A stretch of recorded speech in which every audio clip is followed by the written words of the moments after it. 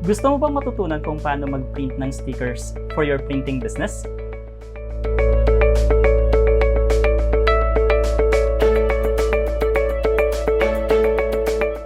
Hi guys, this is Vince and welcome to my channel. Today, ipapakita ko sa inyo kung paano tayo mag-print ng stickers para sa ating printing business. And also, with the same tutorial, ipapakita ko po sa inyo kung paano kung ano yung difference between between the iTech saka yung ating QUAF vinyl stickers. So, kapag gumawa kasi tayo ng stickers, mas maganda kung ipiprint natin siya sa vinyl stickers instead of just photo papers. Okay?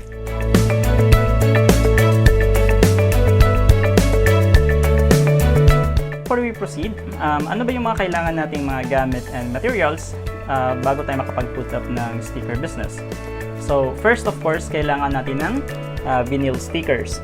So again, I'll be using iTech tsaka yung ating QUAF vinyl stickers for this tutorial para naman makita nyo yung difference between the two products.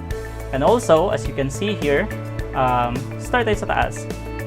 Kailangan, of course, natin ng printer. Okay?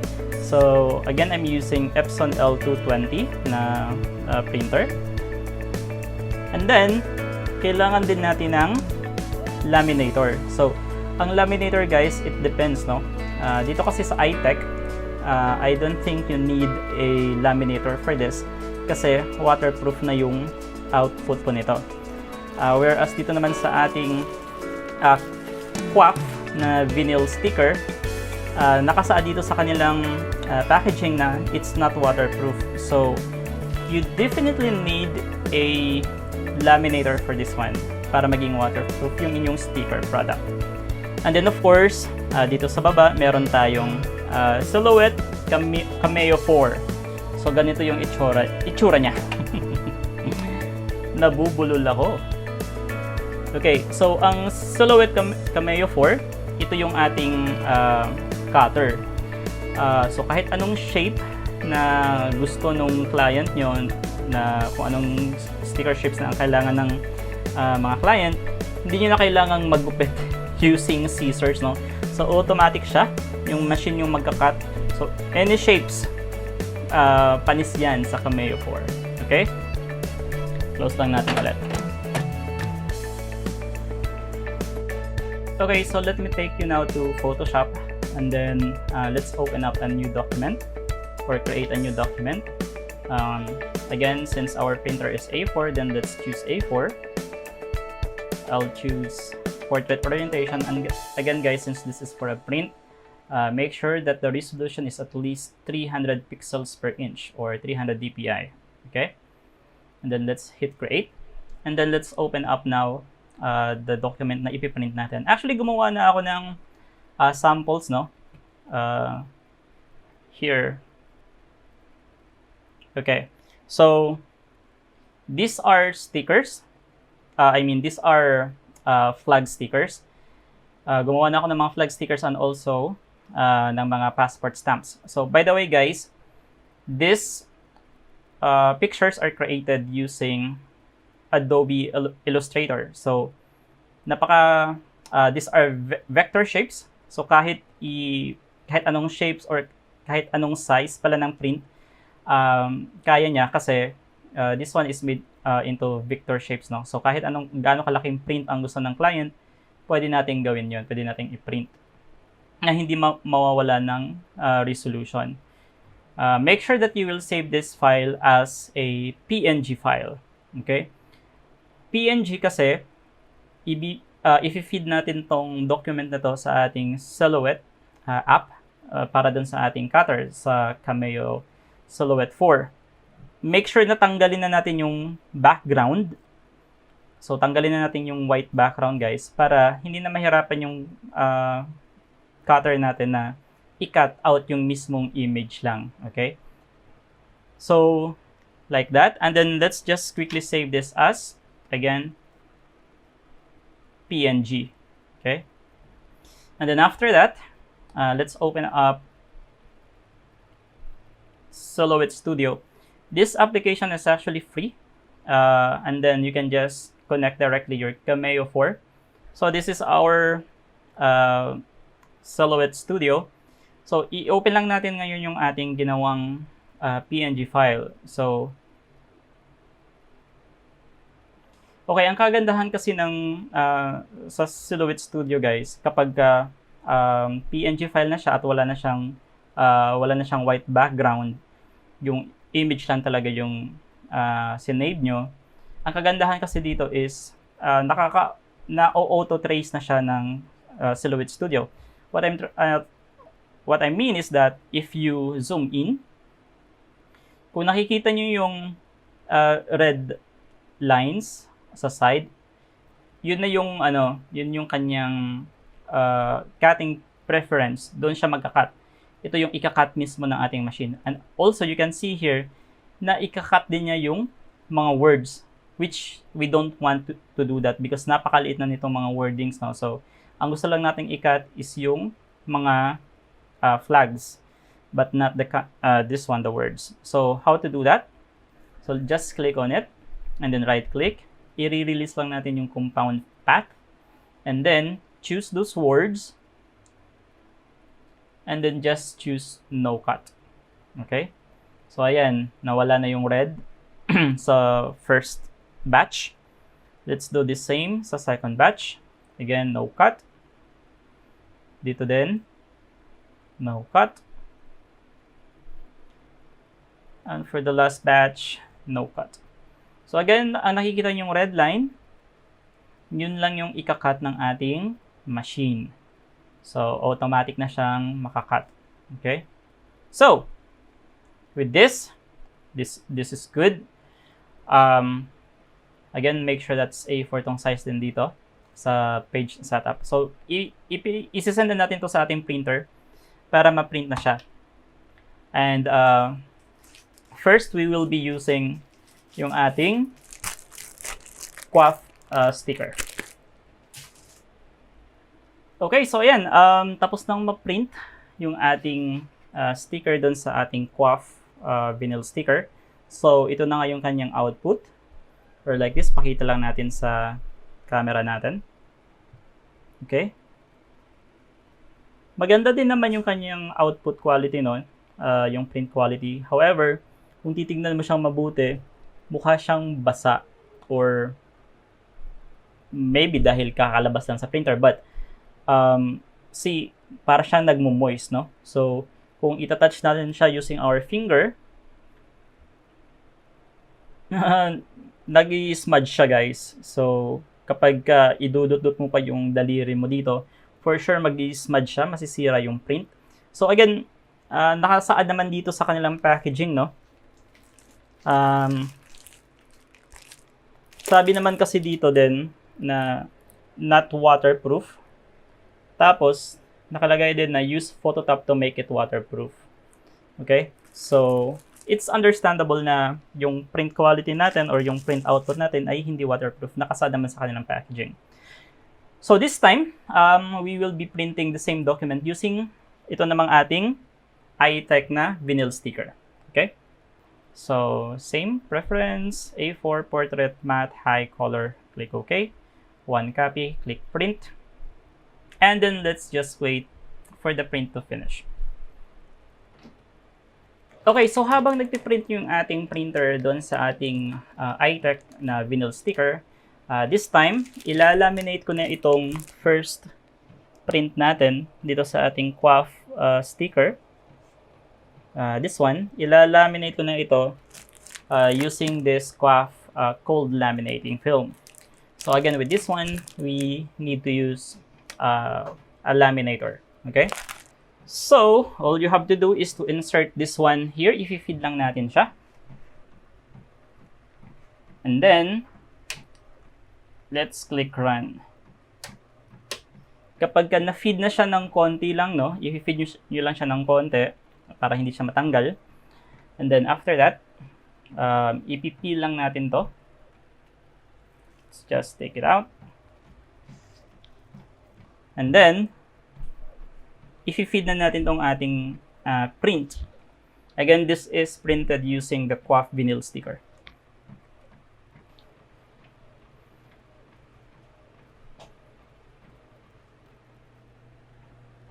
And then let's just turn it off. So ayan, ito na nga yung ating QUAF vinyl sticker. Laminated na siya. The disadvantage about that is that syempre gumastos ka ng cold laminating film, so dagdag siya dun sa cost ng sticker nyo. So it's really up to you no, kung gusto nyo gumamit ng QUAF na vinyl sticker or the iTech. Ang iTech kasi, pakita ko lang sa inyo, nakasada kasi dito na it's fully waterproof. Ayan, it's fully waterproof. At mas maganda daw yung kanyang output. So, tingnan natin. Kasi kanina, itong print natin, nung tinouch natin yung print, no? Dumikit siya. So, para siyang basa. So, mag-i-smudge talaga yun kapag hindi nyo nilagyan ng cold laminating film. So, ayan. Tapos na mag-print yung ating printer sa ating iTech vinyl sticker. At ito na nga yung kanyang output. Okay, kumpara lang natin.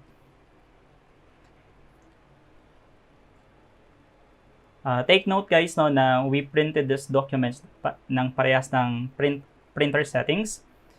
Parehas lahat na wala tayong binago. And kung hindi nyo nakikita ng klaro dyan sa camera, ako na nagsasabi sa inyo that regarding the print quality, no, mas maganda talaga yung print ng iTech. Yung QUAF kasi para talaga siyang, kahit may laminate na siya, no, mukha siyang basa talaga tingnan. Mukha siyang nagmo-moist. At hindi ganun ka vivid yung color, hindi katulad dito sa iTech. Okay? So, I'm trying to smudge it, no? Hindi siya nag-i-smudge. Tingnan natin. Meron tayong tubig dito. This one. So, let's try to spray dito sa baba. Look. Nabasa yung ating keyboard. Alright. So, in-spray ko siya dito sa Pakistan.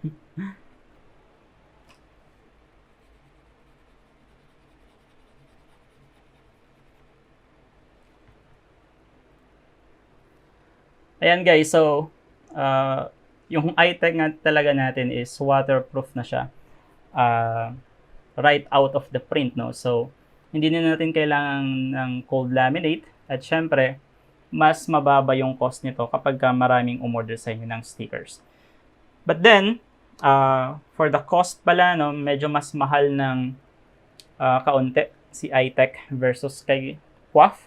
But then again, you don't need a cold laminate for iTech. And also, ikukumpara lang natin yung kanilang mga papel, no? So, right out of the packaging, mas mabigat si QUAF kaysa kay iTech. Mas makapal yung feel dito kay QUAF kumpara kay iTech. But then again, I'm telling you that output quality-wise, mas maganda talaga ang quality nitong si iTech.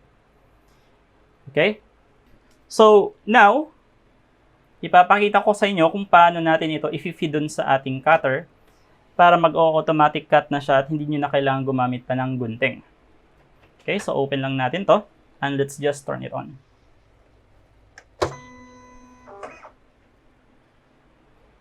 Okay, yung cutter pala natin, yung Cameo 4, it comes with a cutting mat like this.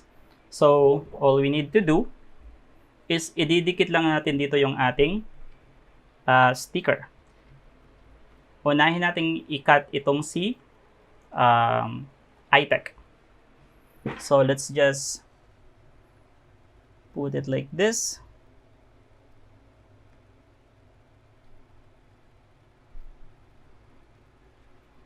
And then again, using a squeegee, ayusin lang natin siya para madikit ng maayos. Okay. Then after that, i-feed lang natin siya dun sa ating cutter. Meron tong meron siyang basihan dito. So dito dapat mag-umpisa yung ating cutting mat.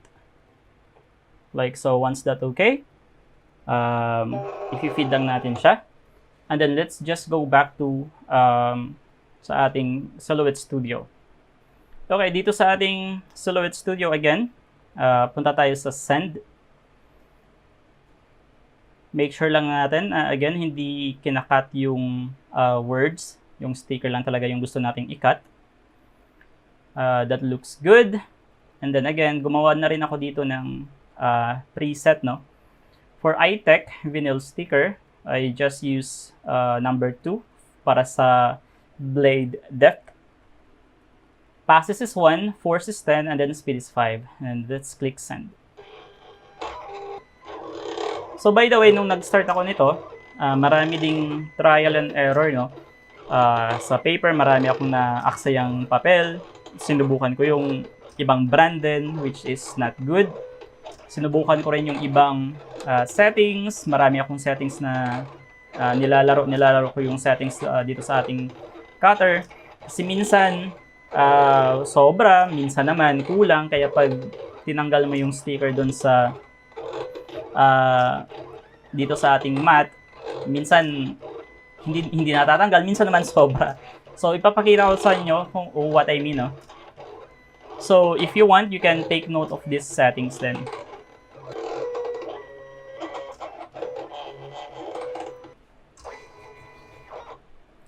So ayan, tapos nang mag-cut yung ating Cameo 4 dun sa ating iTech vinyl sticker. So tanggalin lang natin yan. And then let's see.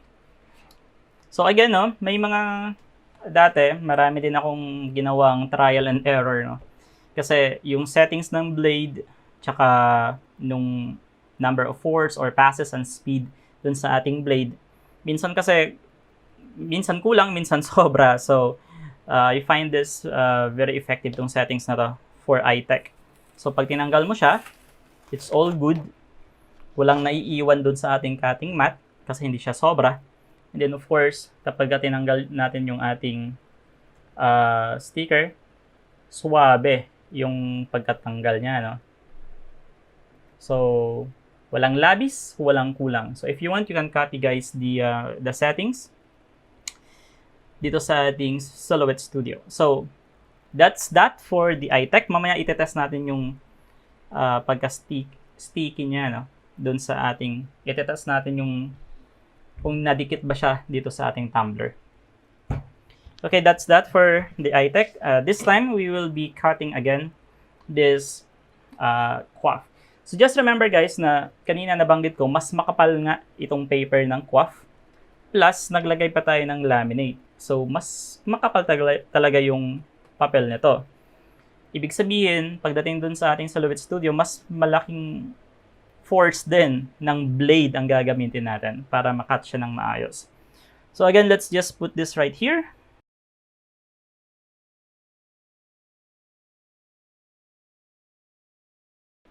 Okay, so let's go back to our Silhouette Studio. Again, babaguhin ko ito, no?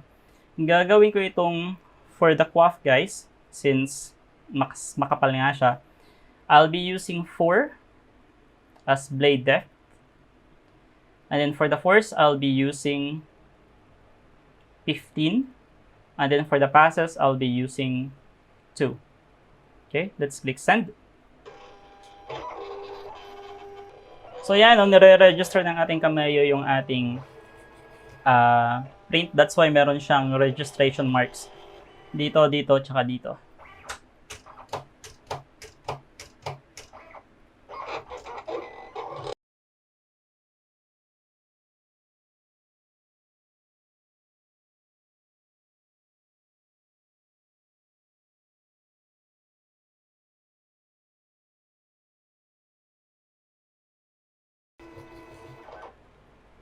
Okay, so ayan, tapos na nga mag-cut yung ating Cameo 4. Let's just take that out. And then again, let's see. So ito yung sinasabi ko sa inyo, no? Kapag ka nasobrahan nga ng settings dun sa Silhouette Studio, sobra-sobra din or magkaka-error din yung print or yung pagka-cut. Also, this one guys, no? Pansinin nyo, hindi siya sakto. Good thing na nangyari ito, parang ma-explain ko din sa inyo, no? So, katulad nito, yung cut ng ating Cameo 4 ay wala doon sa line, wala sa linya. So, bakit nangyari ito? Kung mapapansin nyo kasi dito guys, yung ating registration marks, dito sa ating iTech, medyo nasa baba siya, no? At itong ating sa QWAF ay nasa taas. So, kung papansinin nyo, kung ikukumpara nyo silang dalawa, mas mababa to kumpara dito. So, ibig sabihin, nagkamali yung printer natin na i-feed tong QWAF sa tamang length. Ito yung tamang pagkaka-feed ng printer. So, nandito banda yung ating registration mark. So, bakit nangyayari to? Well, nangyayari ito, nagkakaroon ng error yung printer, no? Kapag ang feed yung paper is makapal. Nangyayari din ito kapag marami kayong nilalagay dun sa feed sa likod. Kapag, for example, maximum niya ay 10 or 20, naglagay kayo ng 30. So, kapag kinain na ng printer yung papel, nahihirapan yung ating, may mga ngipin kasi yan sa ilalim, no? Nahihirapan siyang i-feed kasi sa sobrang dami ng papel, kaya namimiss ng printer yung actual na registration mark. So, again, for this one, kapag gagamit kayo or pagka gumagawa kayo ng sticker business, just make sure kapag nagpiprint kayo, maglagay lang kayo ng isang papel dun sa feed sa likod ng printer nyo. One at a time. Slowly but surely, ika nga. And then also, disadvantage din kasi ng QWAF, dahil sa kapal niya, yung mga printer kasi may number of GSM lang na finifeed. For example, ang finifeed niya lang ay maximum of 300 GSM or yung kapal ng papel. Kapag naglagay din kayo ng mas makapal na paper type doon sa inyong printer, yun, isang reason din yun bakit nahihirapang mag-feed yung printer natin. So, again, pag gagamit kayo ng Cameo 4 at na-miss niya yung registration mark sa tamang spot, no? Then, magkakaroon kayo ng problema dun sa pag-cut. At mangyayari nga ito, wala sa tamang linya yung pagka-cut. Also, isa pang napansin ko, no, dati na experience ko din, dahil yung QWAF natin ay medyo glossy. So, for sticker guys, I actually suggest using matte talaga. At huwag kayong gumamit ng medyo glossy na papel. Kasi, again, pag nag-feed yung printer natin, pag masyadong shiny or glossy yung papel nyo, mamimiss din niya. Hindi niya makakain ng maayos yung inyong papel. So, ayun guys, no, yun lang yung mga tips na maibibigay ko sa inyo kapag gumawa kayo or mag-o-offer kayo ng sticker sa inyong printing business. So by the way guys, no, kapag again nakatulong itong video na ito sa inyong printing business, kapag may natutunan kayong bago, please don't forget to hit the subscribe button and then ring the notification bell para ma-update kayo sa ating upcoming videos. Okay, so now, let's test naman yung kung nadikit nga ba. Ikumpara natin yung dalawa, no, kung alin ang mas madikit. So, try natin to. Try natin to si Belgium tsaka si Manila. This is again from the QWAF na sticker. And then of course this one, tingnan niyo itong pagka-cut ng sa iTech. Napakaswabe. Nasa linya talaga guys, no. Wala akong nakitang miss dito. So, take a look at this. Or ano ba yun? Belgium. Ito nga si Belgium. So, ayan. As you can see, tamang-tama yung kanyang print. Hindi katulad dito sa ating QWAF. Okay? So, yan din yung kagandahan ng iTech, no? Manipis siya. Mukha siyang PVC talaga, no? Or mukha siyang vinyl talaga siya. Tsaka yung likod, pag pinil na natin yung likod, ganito yung itsura niya. Itong QWAF naman natin, let's see. Ayan. Mas mukha pa rin makapal tingnan si si Quaff. But then again, dahil may laminate kasi ito wala. Kunin natin yung ating tumbler. Dito din kasi sa stickers guys, mas maganda kasi kapag tinanggal mo yung sticker, mas maganda kung walang naiiwang adhesive dito sa ating material or sa ating tumbler. Usually kasi may mga client tayo na naglagay ng sticker pero maya-maya gusto namang tanggalin. So tendency is pag gagamit, tingnan natin pag gumamit kayo ng ibang sticker kasi yung ibang sticker pag tinanggal nyo may naiiwang adhesive, so pangit siya. So let's see. Again, this is the Quaff. And this one right here is the iTech. Ganyan. Okay. So, dito i-share ko lang din sa inyo. Dahil itong Quaff natin ay laminated nga, mukha siyang plastic. Plastic yung kanyang feel. Dito naman, ang feel niya ay sticker talaga. Mas gusto ko talaga yung iTech kumpara dito sa Quaff. And then also, let's see nga kung waterproof ba tong dalawang to. Dito lang natin. So of course, yung ating Quaff, since it's laminated, waterproof na siya ngayon kasi meron naman siyang may protection na siya. Ito walang protection tong iTech natin, but then again, it's already waterproof. Okay? Hindi siya natatanggal, hindi siya nag-smudge. Okay. Now let's see anong mangyayari kapag tinanggal natin yung sticker. So first tanggalin natin itong Quaff. At kapag tinanggal mo, walang naiiwang adhesive, which is very good. Okay? Let's put that away. Then naman, let's try natanggalin yung ating iTech. And there you go. Wala ding naiiwang adhesive. So, it's okay. So, there you have it, guys, no? That's how you print stickers kapag gusto nyo mag-offer ng stickers sa inyong client para sa inyong printing business. So, again, I will, at this time, I will actually suggest to use the iTech vinyl sticker compared dun sa Quaff vinyl sticker. So again guys, maraming salamat. Thank you so much for watching this video. Again, pag may katanungan kayo, send me a message or mag-comment kayo sa, mag-comment down kayo below. Again, pag may tanong, please let me know. Thank you so much and I'll see you on my next video.